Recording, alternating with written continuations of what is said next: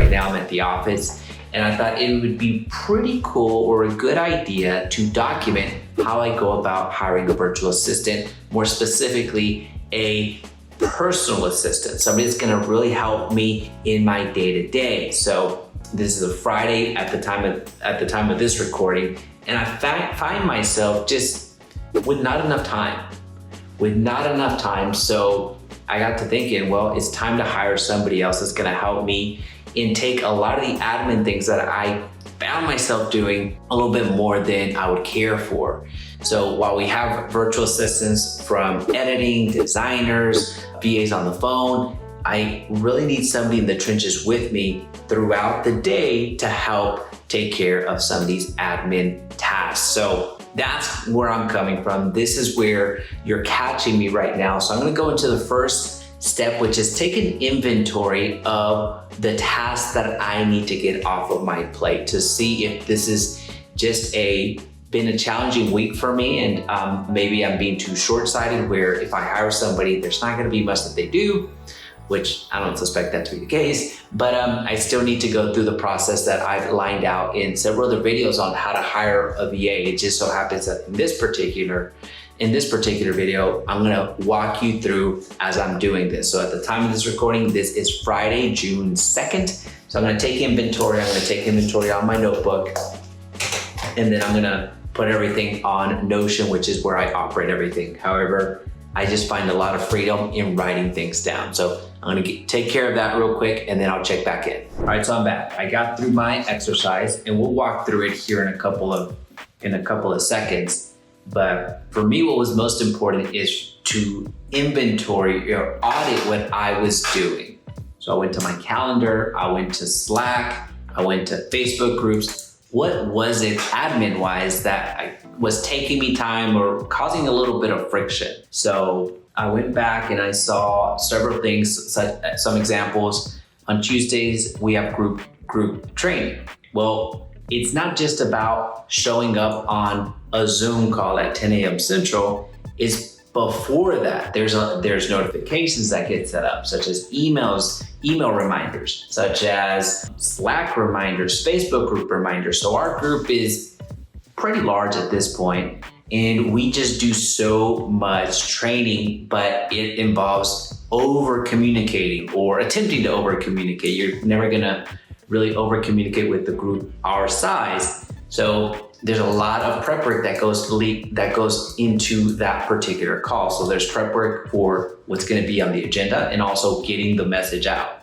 So those events, such as our group training, so buyer seller masterminds on Tuesdays, our 100K accelerators on Wednesdays, and our team building on Thursdays, those are all events that require their own SOPs. So those are the ones that I really needed to get right. So as you see, I wrote down Monday, Tuesday, Wednesday, Thursday, and Friday. And if these aren't showing up really well, then I'll make sure that we take a picture and show it that way. But every one of these is gonna require its own SOP. So whenever I end up hiring my personal assistant here, they're gonna be able to just knock down everything that I've been doing just from memorization. So that's something that I need to get out of the way. So again, Monday, Tuesday, Wednesday, Thursday, Friday, I wrote down what are the steadfast things that have to happen so I can get those off of my plate. Now, there are daily things that need to be happening that either I am doing right now or also I wish that I was doing. So that's that second tier of leverage. So right now, I wrote down everything that I was doing, and then in the dailies, it's a combination of what am I doing daily and also what do I wish that I was doing. So an element of prospecting, an element of nurture, following up. So there's a lot of different things that as it's starting to come together, I'm able to provide buckets. Like does my personal assistant need to be very good with social media? Well, in this particular role, yes. Does my personal assistant need to be good at editing? In this particular role, no, because we have a full staff of editors. We have a ton of high quality editors, including the one that's editing this video right now. Thank you so much, Adrian, our lead editor. So that's that next step. This is getting clarity on what needs to happen. This is very important. So what happens now is I go to the website that we use to hire. So I'm gonna make a lot of these things I'm going to bunch together and put them on Notion so I can start building that hub that I'm going to use to train. But the next step again is going over to the website and make the post so then I can get into the next step of interviewing. All right, so I made my post on the website. So the website is jaimeresendiz.com/VA. That'll take you to my preferred website. That's where I've secured 99% of our internal team, and it's just been phenomenal. So I've made the post. I expect to receive a high amount of responses. So what we typically do here is once the post has been made with all the details, and if I remember, I'll put it down in the description. So if I forgot, just let me know in the comment section. But everything has been written out. Now I'm gonna be receiving a good amount of responses. Once I get responses though, I'm not gonna jump to get on the phone. I'm not gonna jump to get on the Zoom. What happens next is I send a little bit of a request that has to do with the job. In this case, since it's going to be such a high social media usage, the requirement or the request is going to be for them to caption and how they would go about uploading the particular post that I'm requesting onto Instagram. So that's my little test, if you will, because again, there's going to be such an inflood, and some folks don't read through, and it's just going to be a mess. So this is going to be a great way for me to quickly filter out the ones that are paying attention to the post, and then take it from there. So once that happens, I'm going to go, it's still Friday, by the way, but I'm going to explain what's going to happen tomorrow once I start getting responses. I'm going to send back a Calendly link with scheduled scheduled appointments that we're going to hop on Zoom so I can get a good feel on the VA or the potential applicant. So I'll make sure that I document that to the best of my abilities when I get to that step, but just sharing what's going to happen ahead of time. All right, so it's Saturday now, just a little bit past noon. I'm not going to spend too much time in this particular step because it can take forever. But at this point, once the post has been made, which was made Friday night, I expect a good amount of people that have submitted their application. How do I know? Well, there's email notifications that get sent out, but also certain individuals will actually DM me directly. They're being proactive in finding me on social media because obviously I give my name and things of nature that are necessary, and they're being proactive in trying to reach me. So they're either emailing me directly or sending me DMs, which in this particular role I actually appreciate because it shows an element of that additional step and that eagerness and really that desire. So I really appreciate that. So what I'm gonna do is I'm gonna log in here real quick, and you see up here we have a good amount of people. So we're gonna go to messages, and these are all individuals that are applying to be part of the organization. Now, again, I'm not going to spend too much time here because it can take a very long time. You saw all of those messages, all of those people. So I'm going to put a timer here. Hey Siri, 30-minute timer. 30 minutes starting now. I'm going to give myself 30 minutes to in a very focused way, go through these applications and knock out the ones that I don't necessarily think are going to be a good fit, but the individuals that I think are going to be a good fit, I'm going to send them that request that I mentioned earlier earlier in the video, but also last night, which is a request for them to do kind of like a test post on social media, since a lot of it is going to be based on social media, or a lot of the support that I'm going to need is social media based. Now notice I'm not asking for anything outside of the norm. It's a simple, make this social media post, give me the hashtags, what you're thinking is going to tell me a lot. It's going to share with me how good they are on social media. So it gives me the skill set. It gives me how strong they are with the English language. It'll also help me understand just more of how they work. So if I start getting a lot of questions back and forth, like, hey, what about this? What about that? What about this? Or a lot of hand holding, that's probably not going to be a good fit, especially for the role that I'm asking for here, which is that personal assistant role. But I'll go through it right now. I should probably restart the schedule because I spent a minute or the timer, because I spent another minute talking about it. So I'll get on that right now. A few moments later. All right, so at this point, I've gone through the 100 or so applications, and of the 100 or so applications, 25 of them received a response. Now, I gave myself 30 minutes to go through them, and I didn't quite get it within 30 minutes, but I did get it within about 36 minutes to go through all of them. Now, when it comes to what am I looking for, I wrote down a few things as I was going through here, because you may be wondering, well, Jaime, how are you going to go through 100 applications? A little bit of my backstory, a little bit of my history. Back in my healthcare days, so I used to be the chief operating officer of a network of compounding pharmacies. When I joined, we had 15 employees. Within a matter of 18 months, we ballooned up to 125. And since I was the chief operating officer there, a lot of the interviews and applications and job postings, they fell onto me, because we didn't have really an HR when I started there. We did when I left, but we certainly didn't start out that way, especially since we're growing so quickly. So I had to hire the HR, I had to hire legal, I had to hire all these other individuals. But anyway, that's a little bit of a backstory. That has really helped me with this type of hiring. Now, I'm not saying I have the perfect hire every single time, far from it. But what I'm saying is I am able to pick up some cues very, very quickly with applications that come in. So what's really helped me is I look for the work history, as most HR folks do. So the work history and seeing the tenure. So if you see one job after another, well, that unless they're doing the job concurrently, which in very few instances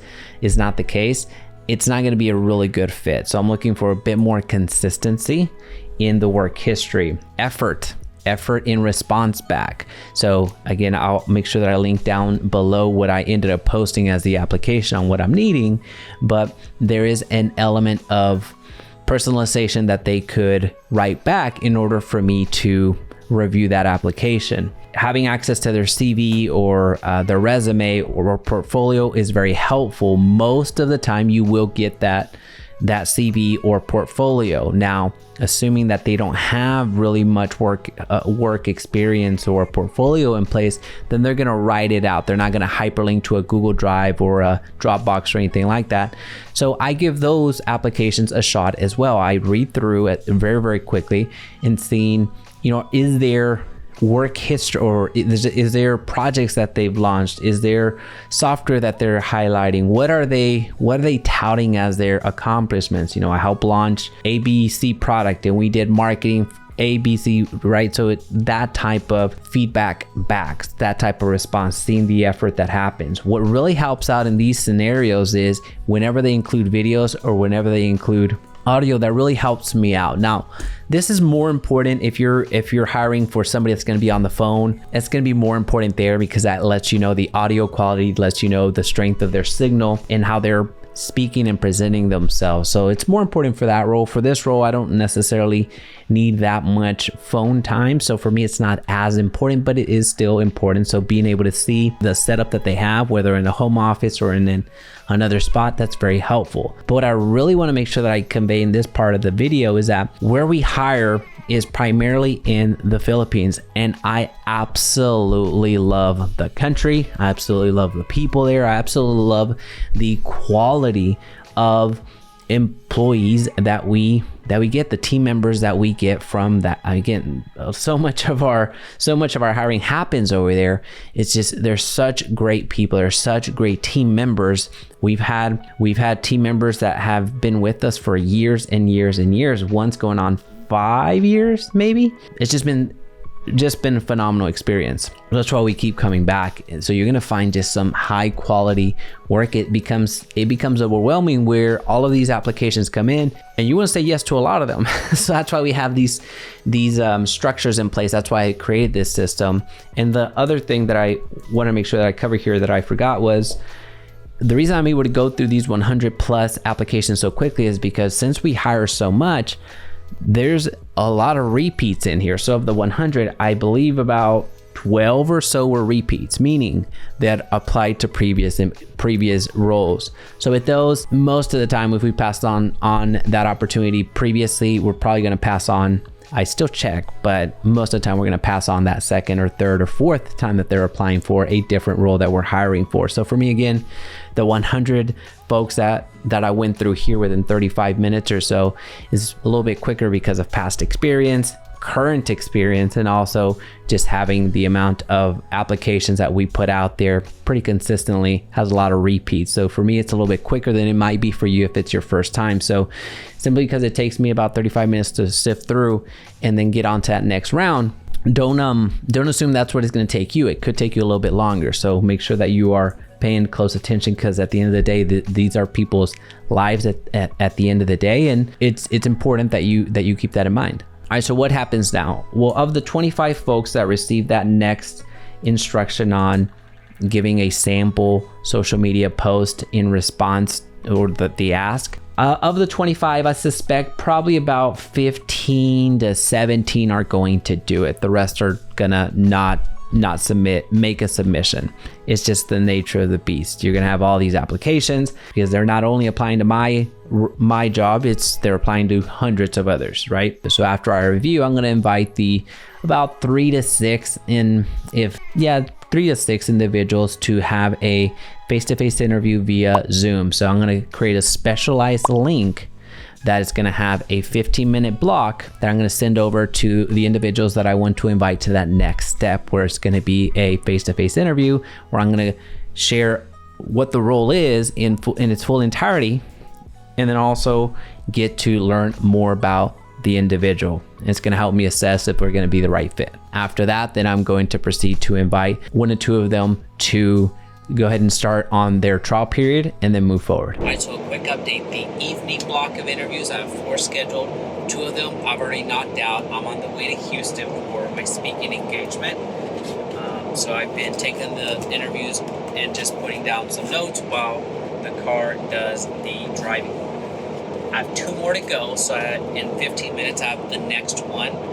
I think that so far of the 6 that have been interviewed, one was not able to make it when I was actually doing the update. She was not able to make it because of power outage. So based off of the 5 interviews that I've actually had, so 6 total scheduled so far, 5 have come through. One of them I was super excited about. I just got off the phone with her earlier, so I'm not sure I'm going to reschedule the other one that had the power outage.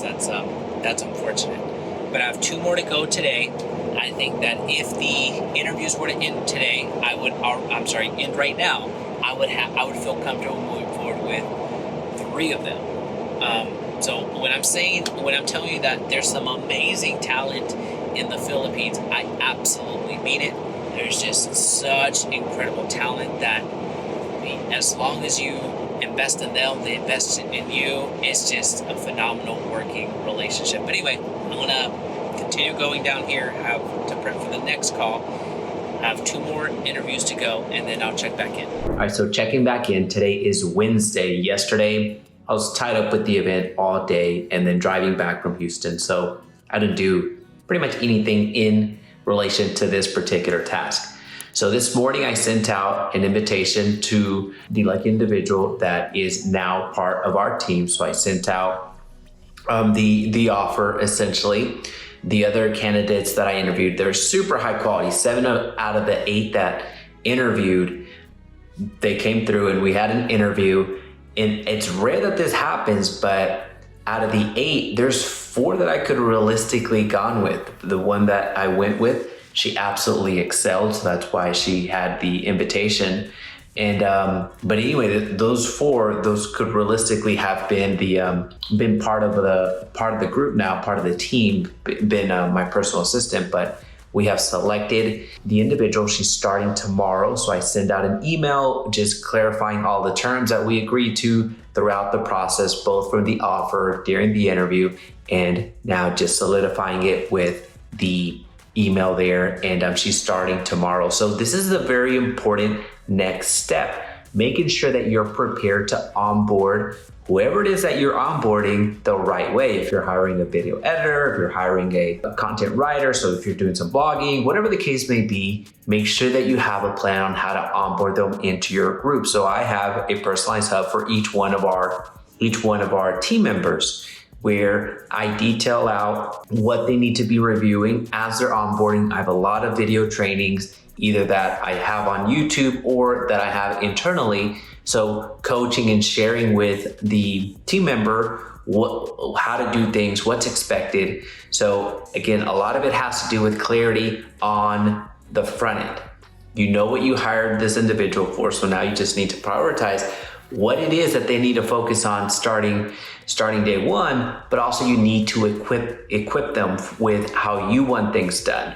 So we use Notion 100% of the time for everything that we do, from communication, from task assignment, from project management, everything in between. So that's what we use. You don't have to use Notion, but it's the one that we selected. We've tried Monday.com, we've tried Trello, we've tried Asana, we've tried them all.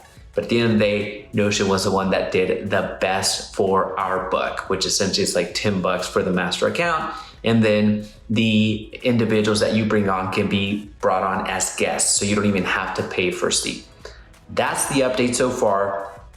I'll check in once our first session is underway, meaning the orientation, where I get on Zoom and I have a breakdown of what the day needs to look like. Each onboarding is going to look different, but just sharing with you this particular case study where what I'm hiring for is a personal assistant. So we're not quite there yet. We're not at the end.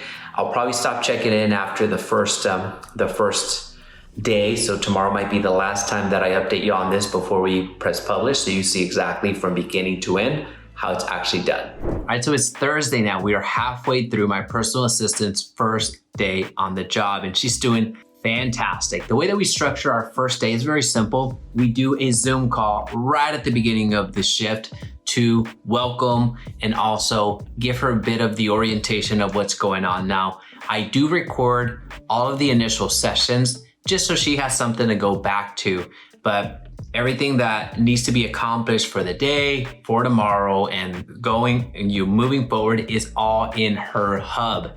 Now, if you're interested in the hub that we give our virtual assistants, just send me an email at admin@Jaime@Resendiz.com. I've mentioned this in the past. Notion is what we use with everything that we do here, not only with our real estate agents, but also with our internal team. We're using Notion. So if you're interested in the hub that I use, in this particular case, if you're looking to hire a personal assistant, the structure is going to be pretty important for you.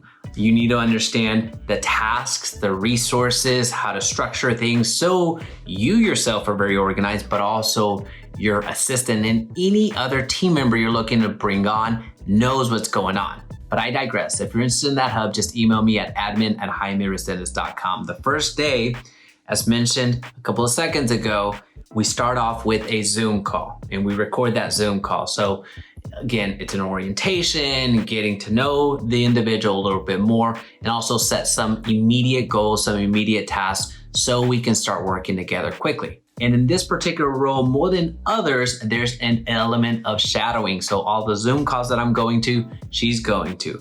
All of the things that I need exposure to in terms of resources, reviewing links, reviewing videos, she is reviewing right alongside me, because I am hoping that as she starts getting more and more in tune with the internal things that I'm doing, she's able to take those on as well. So the first couple of days are going to be the most challenging. So make sure that you prepare for when you actually have your new hire, because you do want to provide some direction and not just guess on the fly, because that's going to waste a lot of money and it's going to waste a lot of time on your end. And that's something that you don't want. And something that's so important, something that we have to be really, really good at is payment.